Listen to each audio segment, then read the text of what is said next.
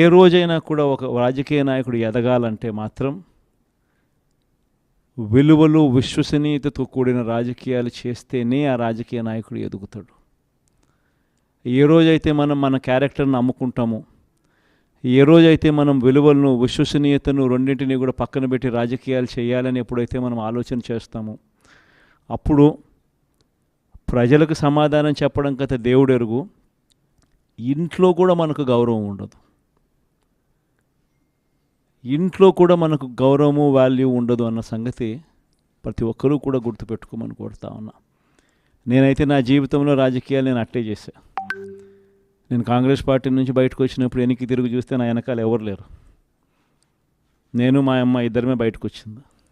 నాతో పాటు కొంతమంది ఎమ్మెల్యేలు వస్తామంటే కూడా నాతో పాటు రావాలనుకున్న ఎవరైనా కూడా రాజీనామా చేసి రావాలా అని చెప్పిన. ఈరోజు అక్కడి నుంచి మొదలు పెడితే కేవలం ఇద్దరం పార్టీ నుంచి బయటకు వచ్చి మొదలు పెడితే ఈరోజు దేవుని దయతో ప్రతి అడుగులోనూ కూడా విలువలతో కూడిన రాజకీయాలే చేశాము, విశ్వసనీయతతో కూడిన రాజకీయాలే చేశామని గర్వంగా తలెత్తుకొని కూడా చెప్పగలుగుతాం. ఎందుకు మొన్న ఎలక్షన్లే 2014 ఎలక్షన్ మీ అందరికీ గుర్తుండే ఉంటుంది. మనం ఓడిపోయాం ఆ ఎలక్షన్. ఓడిపోయేటప్పుడు కూడా నా దగ్గరికి చాలామంది వచ్చినారు, మన వాళ్ళే నా దగ్గరికి కూడా వచ్చినారు. మన మంచి కోసమే చెప్పారు, నా మంచి కోసమే చెప్పారు. అన్న చంద్రబాబు నాయుడు ఇష్టం వచ్చినట్టు అబద్ధాలు ఆడుతూ ఉన్నాడు, రైతులకు రుణమాఫీ అంటూ ఉన్నాడు, మహిళలకు రుణమాఫీ అంటూ ఉన్నాడు, ఇంటింటికి ఉద్యోగం అంటున్నాడు, ఉద్యోగం ఇకపోతే 2000 అంటున్నాడు, ప్రతి ఒక్కరికి 3 సెంట్ల స్థలం అంటూ ఉన్నాడు.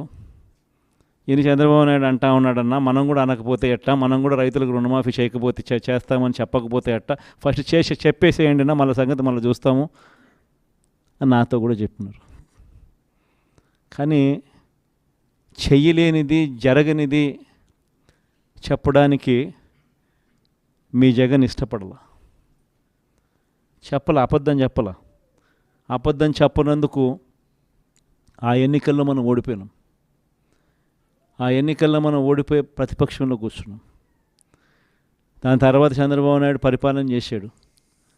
అడ్డగోలుగా ఆయన చెప్పినవన్నీ అబద్ధాలు అని చెప్పి ప్రజలందరూ కూడా నమ్మేట్టుగా, ప్రజలందరికీ కనిపించేట్టుగా చంద్రబాబు నాయుడు అనే వ్యక్తి ప్రజలను మోసం చేశాడు అన్నది తెలిసేట్టుగా ఆ తర్వాత 2019 ఎన్నికలు వచ్చేసరికి ఏకంగా చంద్రబాబు నాయుడు అనే వ్యక్తికి డిపాజిట్లు కూడా దక్కని అందువానమైన పరిస్థితులకి పోయాడు.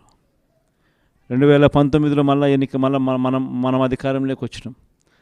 మన మేనిఫెస్టోలో చెప్పింది ఏది కూడా పలాని మాట చెప్పినామనంటే ఒక్క మాట కూడా తప్పకుండా మొట్టమొదటిసారిగా రాజకీయాలలో విలువలు అంటే ఏమిటి, విశ్వసనీయత అంటే ఏమిటి అనే పదానికి మనం అర్థం తీసుకొస్తూ అడుగులు వేసాం మొట్టమొదటిసారిగా. ఇంతకుముందంతా మేనిఫెస్టో అంటే చెత్తబుట్టలో వేసే డాక్యుమెంట్. మొట్టమొదటిసారిగా మేనిఫెస్టో అంటే చెత్తబుట్టలో వేసే డాక్యుమెంట్ కాదు.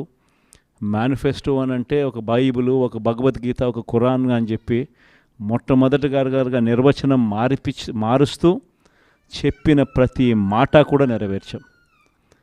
ఒక 10% జనాభాలు మాత్రం చంద్రబాబు నాయుడు మోసాన్ని నమ్మారు.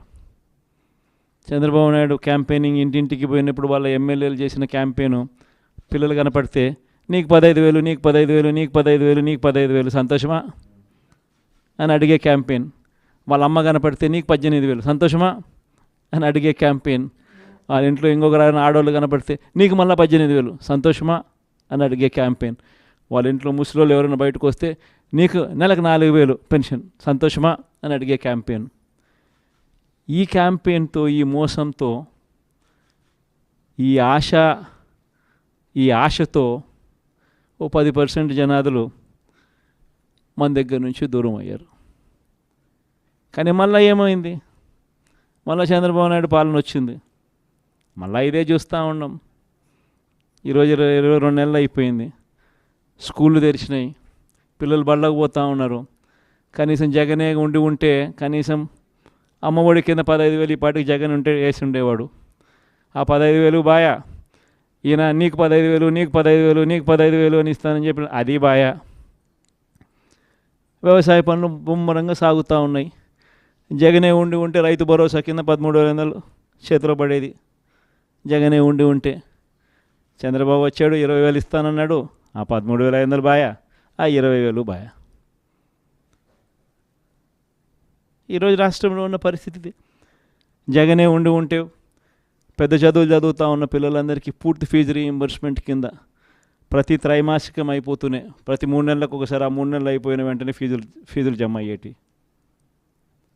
ఇప్పుడు జనవరి, ఫిబ్రవరి, మార్చి త్రైమాసికానికి సంబంధించి ఫీజులు ఎగిరిపోయినాయి. మామూలుగా జగనే ఉండుంటే మేలో పడి ఉండేటివి. అది బాయ. ఆ పిల్లలు రేపు పొద్దున ఇంజనీరింగ్ చదువుతున్న పిల్లలు, డిగ్రీ చదువుతూ ఉన్న పిల్లలు, వీళ్ళందరికీ ఫీజులు కట్టడానికి ఫీజులు కూడా చెల్లించలేని పరిస్థితిలో ఆ పిల్లలు బళ్ళకు పోతూ ఉన్నారు, కాలేజీలకు పోతూ ఉన్నారు. కాలేజీలు ఆ పిల్లలందరినీ కూడా నువ్వు ఫీజులు కట్టకపోతే కాలేజీలో టీసీ తీసుకుని వెళ్ళిపోమని చెప్తా ఉన్నారు. వసతి దీవెన ఎగిరిపాయి.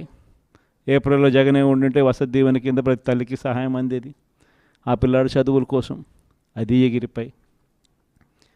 పొదుపు సంఘాలకు చెల్లెమ్మలకు అందరికీ ఏప్రిల్లో 0 వడ్డీ డబ్బులు పడేటివి. అది ఎగిరిపోయి. నేను చెప్పేది ఒకటే చెప్తా ఉన్నాను, ఏదైనా కూడా మోసం, అబద్ధాలు, అధర్మంతో చేసే ఏ పాలనైనా కూడా ఎక్కువ రోజులు ఉండదు. మనం చేసింది ఏదైనా కూడా ఈరోజు తలెత్తుకొని పోగలుగుతాం, తలెత్తుకొని గర్వంగా ప్రతి ఇంటికి పోగలుగుతాం. ఏదైనా కానీ మాట చెప్పింది జగన్ కాలంలో వైఎస్ఆర్ కాంగ్రెస్ ప్రభుత్వంలో చేసినాము అని చెప్పి గర్వంగా తలెత్తుకొని పోగలుగుతాం. అది మనకున్న సర్టిఫికెట్. కానీ ఇదే చంద్రబాబు నాయుడు మనుషులు, చంద్రబాబు నాయుడుకి సంబంధించిన లీడర్లు, చంద్రబాబు నాయుడుకి సంబంధించిన ఎంపీటీసీలు, చంద్రబాబు నాయుడుకి సంబంధించిన జెడ్పీటీసీలు ప్రజల్లోకి పోగలుగుతారా? ప్రజల్లోకి వాళ్ళు పోతే ఏమైందయ్యా సూపర్ 6, ఏమైందయ్యా సూపర్ 10లు, ఏమైందయ్యా నువ్వు ఇచ్చిన మాటలు అని చెప్పి అడిగితే సమాధానం చెప్పుకోలేని పరిస్థితుల్లోనే తన మొత్తం క్యాడర్ కూడా అయిపోతుంది. అది వాళ్ళకు మనకు ఉన్న తేడా. మీ అందరితో కూడా నేను ఒకటే చెప్తా ఉన్నా, మనము ప్రవర్తించే తీరు మార్గదర్శకంగా ఉండేట్టుగా, గొప్పగా ప్రజల్లోకి మనం నిలబడేట్టుగా మనం ప్రవర్తించే ప్రతి అడుగు కూడా మనం వేద్దాం. నా దగ్గర నుంచి మీ దగ్గర దాకా. తెలుగుదేశం పార్టీ చేస్తూ ఉన్న